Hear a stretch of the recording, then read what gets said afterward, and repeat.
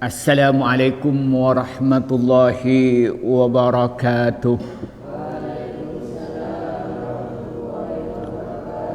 Alhamdulillahi rabbil alamin. Wassalatu wassalamu ala asrafil anbiya'i wal mursalin. Amma ba'du. Para santri yang saya hormati, baik putra maupun putri, ibu-ibu, bapak-bapak dan pemirsa dimanapun Anda berada, pertama-tama kita bersyukur kepada Allah atas segala nikmat yang Allah berikan kepada kita. Kedua kalinya rahmat dan salam semua dicurahkan pada Nabi Muhammad sallallahu alaihi wasallam. Para santri yang saya hormati, kita sebagai orang yang beriman kepada Allah Subhanahu wa taala dan juga beriman kepada Nabi Muhammad sallallahu alaihi wasallam, berarti kita beriman dengan rukun iman yang 6. Iman kepada Allah, iman kepada kitab-kitab Allah, iman kepada utusan Allah, beriman kepada malaikat, beriman pada hari kiamat, dan beriman pada qada dan qadar. Maka kewajiban orang yang beriman ini selalu zikir kepada Allah Subhanahu wa taala. Selalu ingat kepada Allah Subhanahu wa taala. Zikir dengan artian dia ingat kepada Allah, membaca bacaan zikir yang dibaca oleh lidah dan dibaca dengan hati, atau zikir dengan artian dia mengamalkan semua yang diperintahkan oleh Allah semata-mata mengharapkan ridha dari Allah. Tetapi pertemuan kali ini saya akan membahas tentang zikir dengan pengertian kita ingat kepada Allah yang dikerjakan oleh anggota badan atau dikerjakan oleh hati. Para santri yang saya hormati, orang kalau ingin beruntung itu kuncinya adalah berzikir. Dia ingin mempunyai ilmu yang banyak, kuncinya apa? Harus berzikir. Ingin mempunyai rezeki yang banyak, harus berzikir. Ingin sehat, harus berzikir. Ingin mendapatkan teman yang baik, banyak berzikir. Ingin mempunyai anak yang soleh dan solehah yang menyenangkan hatinya, banyak berzikir kepada Allah.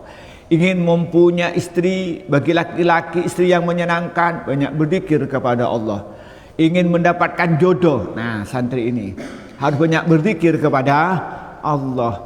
Karena Allah menjelaskan dalam Al-Quran Surat Al-Jumu'ah ayat 10, orang-orang yang ingin dirinya itu beruntung, kuncinya harus berzikir. Allah berfirman, "Wadkurullaha katsiran la'allakum tuflihun." Berzikirlah kepada Allah dengan banyak. Ingatlah kepada Allah dengan banyak agar kalian menjadi orang-orang yang beruntung. Maka karena itu Rasulullah mengajarkan kepada kita ini setiap langkah dan gerak kita berzikir. Kalau bahasa kita itu baca doa. Coba doa mau tidur, ada enggak kalau mau tidur mau doanya? Apa? Ada yang hafal kalau tak mendikur? Allahumma apa? Bismikallahumma ahya wa amut. Bismikallahumma, dengan namamu ya Allah, ahya wa amut, saya hidup dan mati. Jadi kita itu sebelum tidur apa berarti? Berzikir. Dengan bahasa kita baca doa sebelum tidur. Bismikallahumma ahya wa amut. Ketika bangun tidur apa? Alhamdulillahilladzi ahyana ba'da amatana ibadaihin nusur. Segala puji milik Allah yang setelah menghidupkan kami, setelah mematikan kami, dan kepadanya kita akan bangkit. Jadi bangun tidur langsung berzikir. Mau masuk kamar mandi, zikir lagi. Allahumma inni a'udzubika minal hubusi wal khaba'is. Keluar dari kamar mandi apa lagi? Ghufranaka. Selesai itu apa? Mau wudu, doa lagi. Setelah wudu, doa lagi. Mau masuk masjid, berdoa. Itu namanya apa?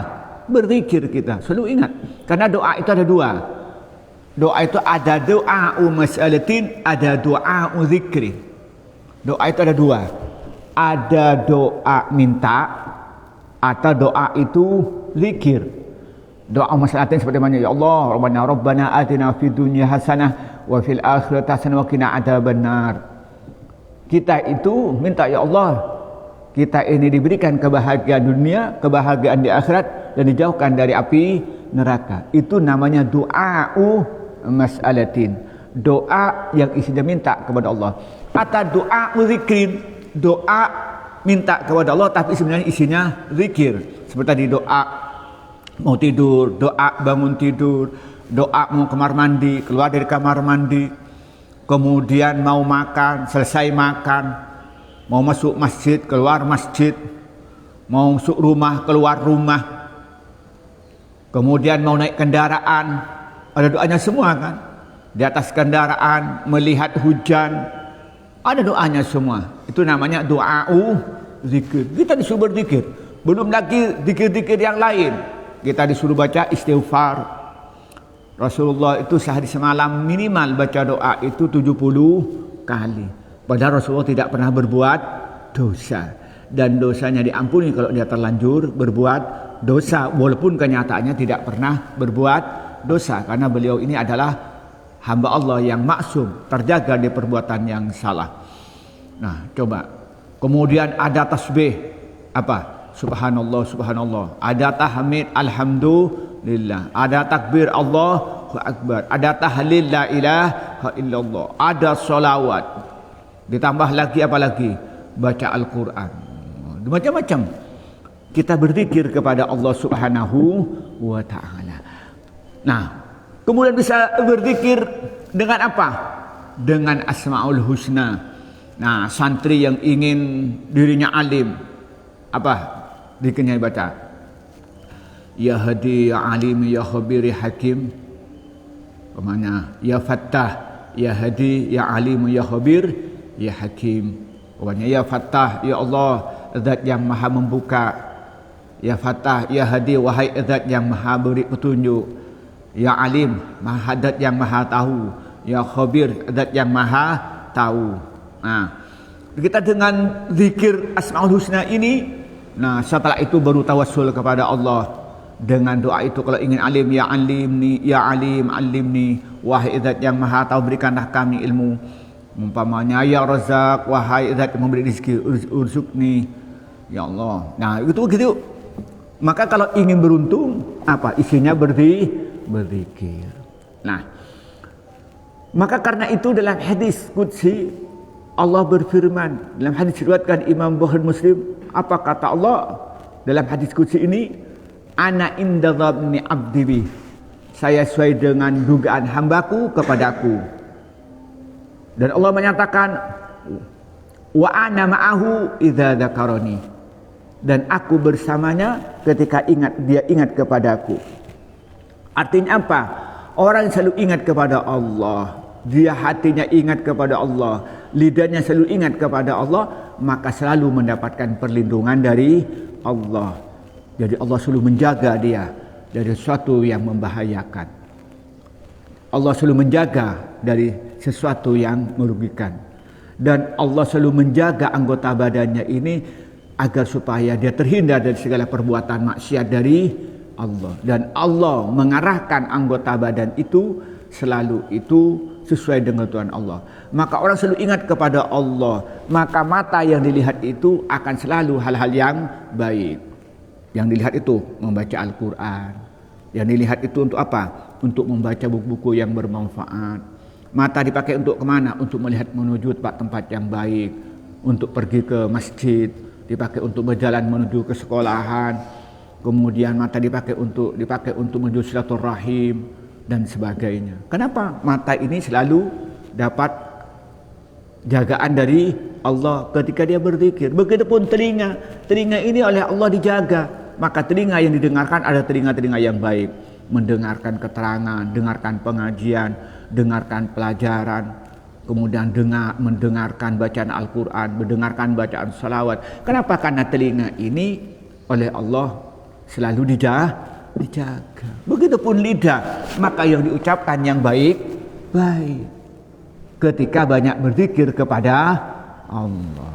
Nah, orang zikir ini ada 3 macam.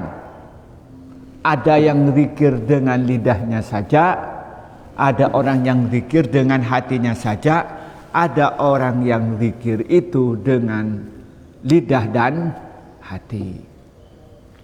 Ada orang yang zikir dengan lidahnya saja, pokoknya dia berzikir subhanallah, subhanallah, subhanallah, tapi hatinya enggak ingat kepada Allah. Hatinya tidak berkata Allah Maha Suci, tidak, hatinya tidak mengatakan Allah subhanallah, subhanallah, subhanallah. Mikirnya kemana? Aduh, marin ngakan lah. Isa tak kelemarin kok zikirnya lama. Iya Pak ya? Ada enggak santri kayak itu? Zikiran Isya setelah sholat baca subhanallah, subhanallah, lidahnya hatinya ingat kemana sahabat? Ingat ke jajan, ingat ke es, duhur pemanya saja ma'a duhur. Sudah, alhamdulillah, alhamdulillah, alhamdulillah, alhamdulillah, alhamdulillah. Hatinya apa berkata? Segala puji milik Allah, segala puji milik Allah, segala puji milik Allah. Apa begitu hatinya? Atau ingat yang lain? Ingat cilot? Ada enggak kayak itu? Hah? Ingat kerupuk? Ada enggak kayak itu? Nah, ada orang itu hanya zikir dengan lidahnya.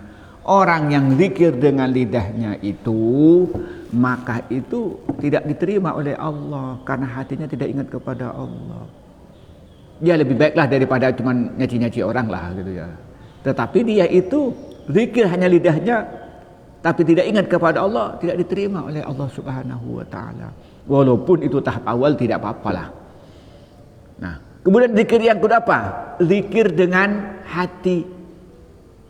Dia diam, duduk-duduk tapi hatinya la ilaha illallah, la ilaha illallah, la ilaha illallah. Padahal lidahnya tidak bicara. Dia duduk tapi hatinya macam apa? Baca selawat. Allahumma shalli ala Muhammad, Allahumma shalli ala Muhammad, Allahumma shalli ala Muhammad. Hatinya bicara semacam itu. Lah, itu adalah orang yang ingat kepada Allah Subhanahu wa taala dengan hatinya, dan kemungkinan besar diterima oleh Allah zikir itu yang dikerjakan oleh hatinya. Nah, zikir yang paling baik apa? Dikerjakan oleh lidah, dikerjakan oleh hati. Dan ini zikirnya para nabi, zikirnya para rasul, dan zikirnya para wali. Dia ketika dia itu berzikir la ilaha illallah, la ilaha illallah, hatinya berkata tidak ada Tuhan yang berhak disembah kecuali Allah. Hatinya berkata tidak ada zat yang berhak dituju kecuali Allah. Tidak ada zat yang berhak dipatuhi kecuali Allah. Berkata begitu, la ilaha illallah, la ilaha illallah, la ilaha illallah. Hati juga bicara. Itu adalah cara zikirnya para wali, para nabi dan para rasul. Nah, berarti kalau kita ini melakukan zikir semacam itu, lidahnya berzikir, hatinya berzikir, disitulah yang masuk dalam firman Allah, wadkurullaha katsiran la'allakum tuflihun. Ingatlah kepada Allah, berzikirlah kepada Allah dengan banyak agar kalian menjadi orang-orang yang beruntung. Zikir semacam itulah yang membuat doanya mustajab. Zikir semacam itulah yang akan diberikan di sisi Allah dari jalan yang tidak terduga. Zikir semacam itulah yang membuat dirinya itu selalu mendapat perlindungan dari Allah Subhanahu wa ta'ala. Maka karena itu saya santrikan diajarkan setelah sholat kita zikir dengan panjang. Mulai dari kita baca istighfar, baca salawat, baca tasbih, baca tahmid, kemudian baca tahlil, kemudian baca doa-doa yang lain agar supaya kita selamat. Nah, kita berdoa semuanya. Nah, itu zikir. Namun zikir yang paling baik itu adalah membaca Al-Quran. Membaca Al-Quran. Kenapa? Karena Al-Quran itu firman Allah. Apalagi bacanya itu, zikir dengan Al-Quran itu lidahnya bicara, hatinya bicara. Terutama santri yang tahu baca kitab ketika Alhamdulillahirabbil alamin. Segala puji milik Allah, Tuhan alam semesta. Ar-Rahmanir Rahim, Maha Pengasih lagi Maha Penyayang. Itu hatinya berkata kayak itu, wah dahsyat itu. Maka itulah yang akan membawa dirinya selamat di dunia dan di akhirat. Nah, kemudian yang paling akhir, apa syarat-syarat zikir ini akan diterima oleh Allah Subhanahu wa taala? Setelah tadi kita tuh zikir lidah dan hati bersamaan, ada berikutnya. Persyaratan zikir itu akan diterima oleh Allah itu ada dua. Yang pertama, zikirnya itu bacaannya itu harus benar. Bacaannya harus benar. Itu kunci pertama. Baca tasbih, baca subhanallah, itu harus benar. Isinya harus benar, ba-nya harus benar, haknya benar, nunnya benar, lam jalalanya benar, Allah haknya benar, semuanya harus benar. Panjang pendeknya harus benar, subhanallah, subhanallah, subhanallah, subhanallah, harus benar. Kalau bacaannya salah, tidak diterima oleh Allah Subhanahu wa taala. Ketika dia baca, misalnya baca takbir, Allahu akbar, Allahu akbar, Allahu akbar, Allahu akbar, Allahu akbar, Allahu akbar, harus benar. Karena kalau tidak benar, itu tidak ingat kepada Allah, keliru. Baca Allahu akbar misalnya, hamzahnya diperpanjang, Allahu akbar, artinya apa? Apakah Allah itu besar? Nah, berubah maknanya sudah. Allahu akbar yang benar alifnya pendek, lalu dibaca panjang. Allahu akbar dibaca Allahu akbar, itu salah. Kalau sudah salah, maknanya berubah. Maka karena itu bacaannya harus benar. Baca zikir apa? Baca istighfar, astaghfirullahaladzim, astaghfirullahaladzim, astaghfirullahaladzim. Taknya harus benar, ghinya harus benar, fa-nya harus benar, semuanya. Makhrij hurufnya harus benar, panjang pendeknya harus benar. Maka itu jadi perlu perguru berzikir, tidak sembarangan langsung berzikir.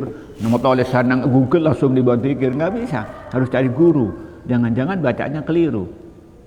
Nah, itu harus benar. Maka karena itu, kalau zikir baca Al-Quran, artinya baca Al-Quran, maka baca Al-Qurannya harus benar. Makanya itu ngaji santri itu. Kenapa setelah maghrib disuruh ngaji, setelah subuh suruh ngaji? Supaya apa? Supaya Qurannya benar, supaya zikirnya itu benar. Nah, maka karena itu yang paling dianjurkan zikir itu adalah zikir ma'surat. Zikir ma'surat. Apa artinya? Zikir-zikir yang datang dari Rasulullah.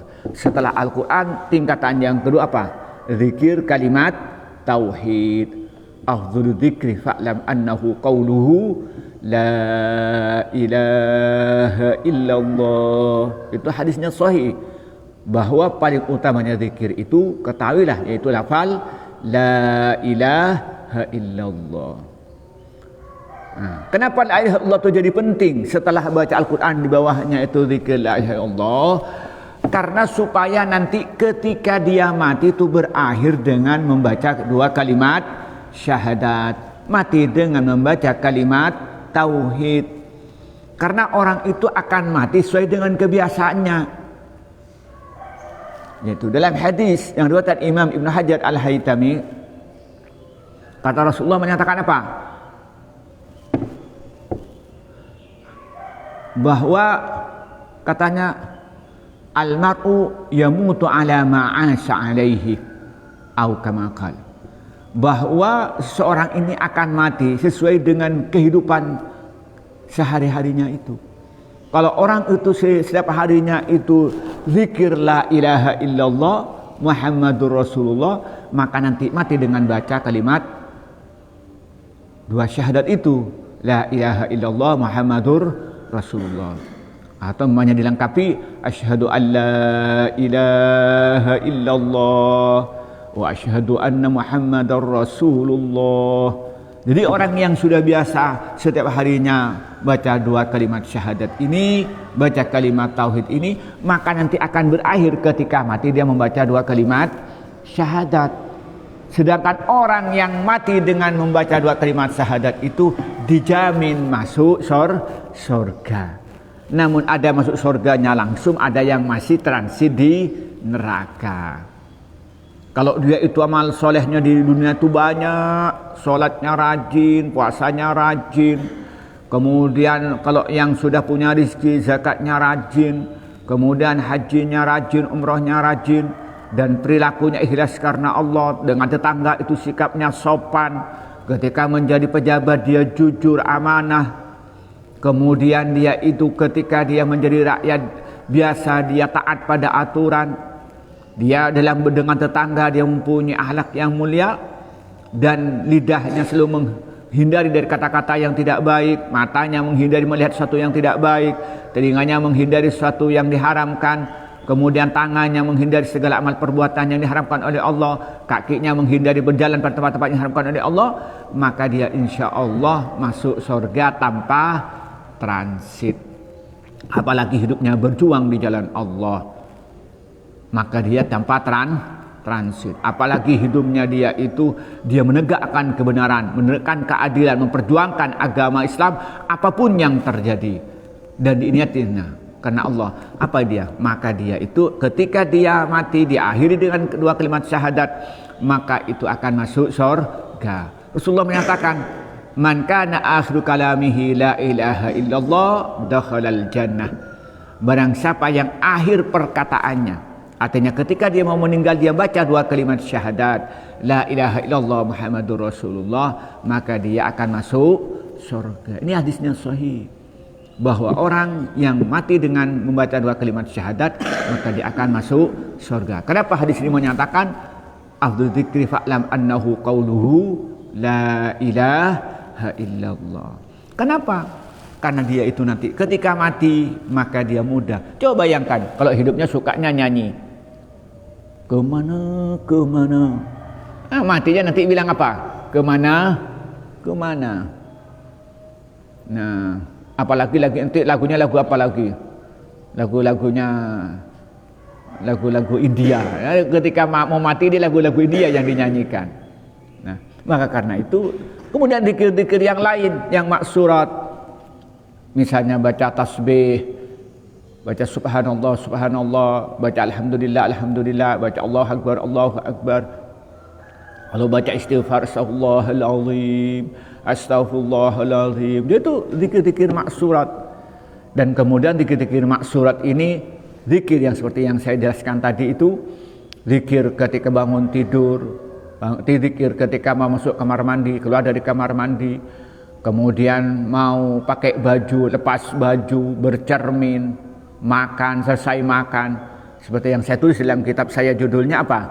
Sifatullah fi bayanil adhkar al-yaumiyah. Itu lengkap. Jadi zikir-zikir tentang kehidupan sehari-hari. Sifatullah fi bayanil adhkar al-yaumiyah. Itu lengkap. Semua hadis-hadis itu. Bahkan doanya kemanten baru, nih santri yang mau menikah, doanya kemanten baru ada.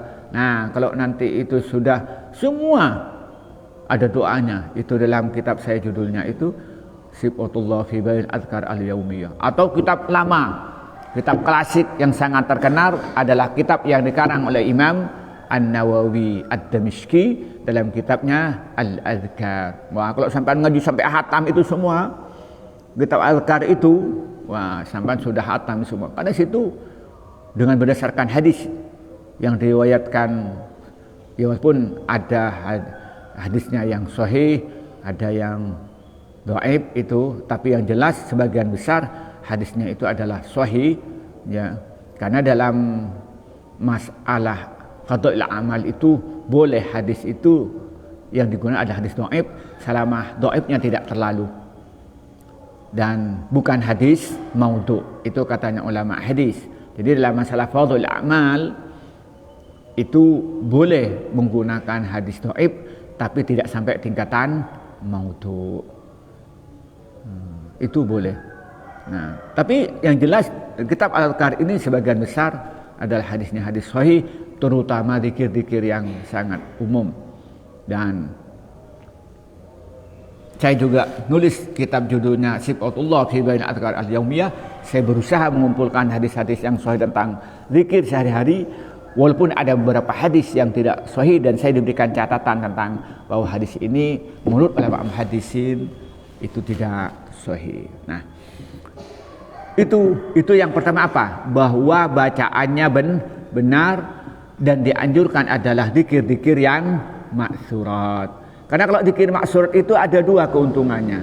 Yang pertama, bacaannya itu mesti benar karena datangnya dari Rasulullah. Yang kedua, kita niat ikut Rasulullah itu sudah dapat pahala. Iktidak bi Rasulillah itu sudah ikut pahala, sudah dapat pahala. Zikirnya mesti benar karena itu datangnya Rasulullah.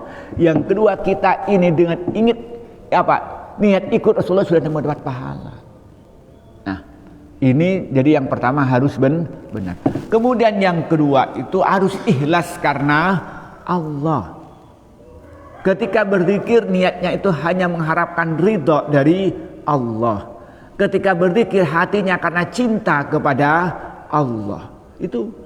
Jadi ketika sampean sholat itu baca zikir mulai dari takbir sampai akhir. Kemudian setelah sholat kita baca zikir lagi. Kemudian selesai zikir kemudian zikir lagi. Itu harus semata-mata mengharapkan ridho dari Allah.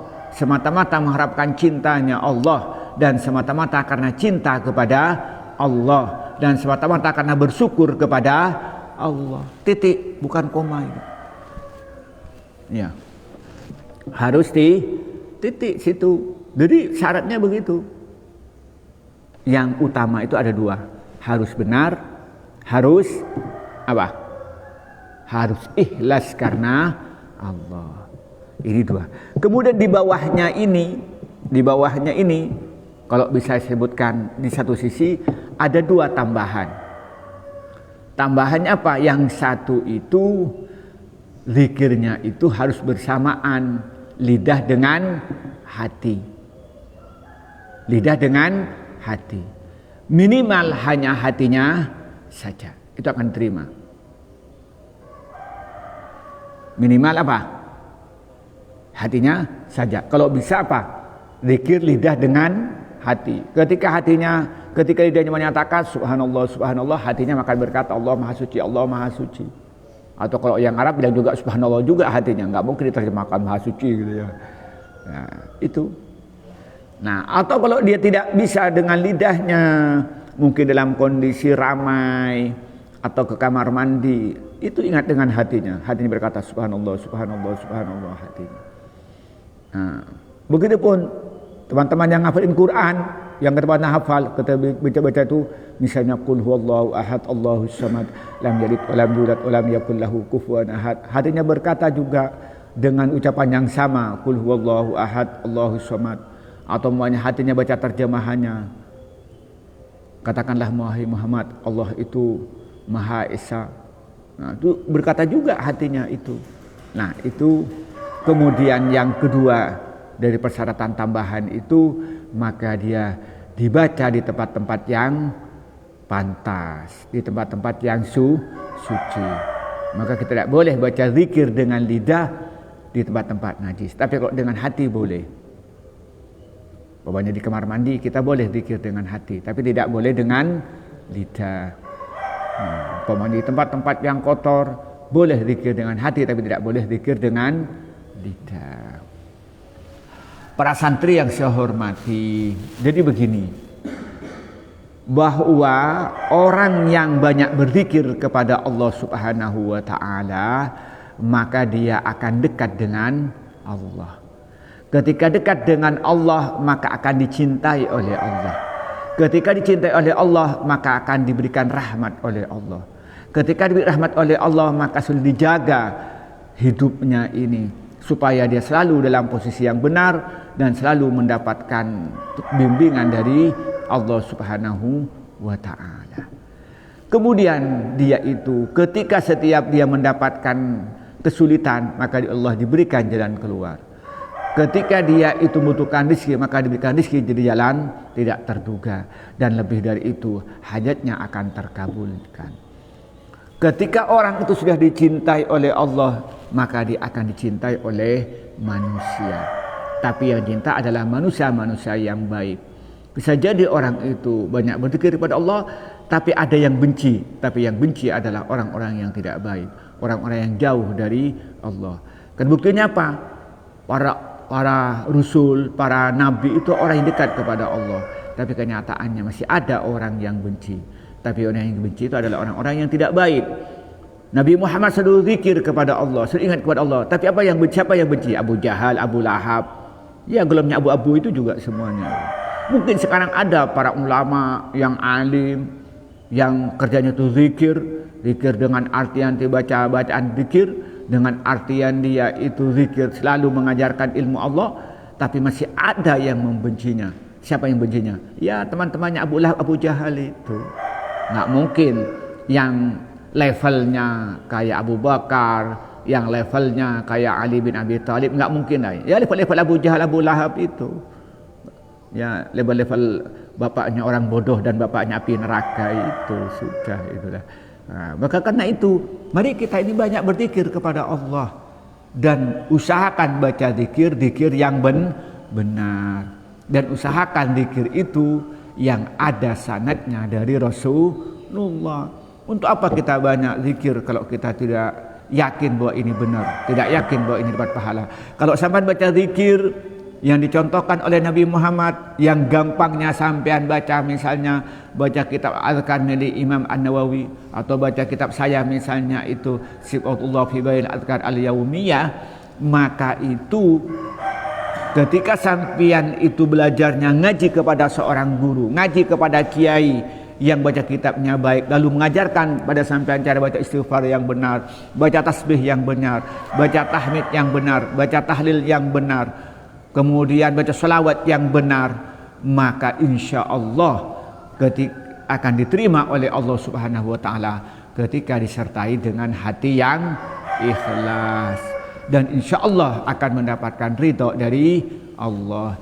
Semoga kita semua oleh Allah berikan karunia, itu diberikan hati yang khusyuk kepada Allah, dan diberikan lidah yang selalu ingat kepada Allah Subhanahu wa Ta'ala, dan diberikan anggota badan yang selalu taat dan tunduk kepada ketentuan-ketentuan Allah, dan selalu kita mengerjakan yang membuat Allah itu senang kepada kita, membuat Allah itu ridho kepada kita, dan yang disenangi dan yang dipikirkan semoga hal yang membuat kita makin dekat kepada Allah, makin cinta kepada Allah, dan makin dicintai oleh Allah Subhanahu wa Ta'ala. Amin ya rabbal alamin. Inilah yang kita sampaikan pada pagi ini.